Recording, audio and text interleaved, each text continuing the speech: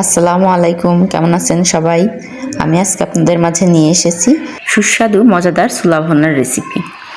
এইভাবে ছোলাটা ভুনা করলে সবাই আপনার ছোলা ভুনা খেয়ে প্রশংসা করতে বাধ্য।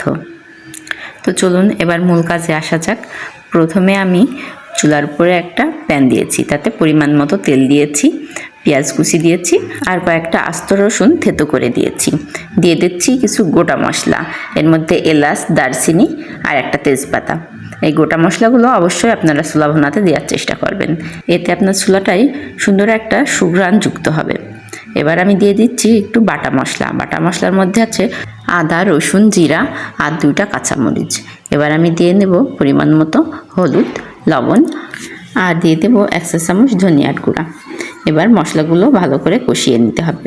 ছোলা ভুনার মশলাটা যত সুন্দর কষাবেন ছোলা ভুনাটা তত সুন্দর স্বাদ আসবে। আর দিয়ে দিচ্ছি 1 চা চামচ লাল মরিচের গুঁড়া। এবার আমি দিয়ে নেব একটা সিদ্ধ আলু ম্যাশ করে নেওয়া। এই সিদ্ধ আলুটা আপনারা অবশ্যই দেওয়ার চেষ্টা করবেন, এতে করে ছোলা ভুনাটা একটা মাখো মাখো ভাব হয় আর খেতেও কিন্তু খুব মজা লাগে। আমি আলুটা মশলার সঙ্গে খুব ভালো করে কষিয়ে নেব। আর আপনারা যখন ছোলাটা সিদ্ধ করতে দেবেন ছোলার সঙ্গে আলুটা দিয়ে দেবেন, একসঙ্গেই সিদ্ধ হয়ে যাবে। এবার আমি দিচ্ছি সিদ্ধ করে রাখা ছোলাগুলো। আর ছোলা সিদ্ধ করার সময় অবশ্যই আপনার ছোলার মধ্যে একটু লবণ দেবেন, এতে ছোলার স্বাদ ভালো হয়। আর সব সময় চেষ্টা করবেন ছোলাটা ভালো রকম সিদ্ধ করে নেওয়ার জন্য। ছোলা যত ভালো সিদ্ধ হবে ছোলার ঘুগনি খেতে তত মজা লাগবে। সেই ক্ষেত্রে আপনারা ছোলাটা প্রেশার কুকারে সিদ্ধ করে নিতে পারেন, এতে অল্প সময়ের মধ্যে খুব সুন্দর সিদ্ধ হয়ে যায়। ছোলাটা মশলার সঙ্গে ভালো রকম কষানো হয়ে গেলে অল্প পরিমাণ পানি দিয়ে দেবেন। পানি দেওয়ার পরেও কিছুক্ষণ রান্না করে নেবেন, পানিটা শুকানো অবধি।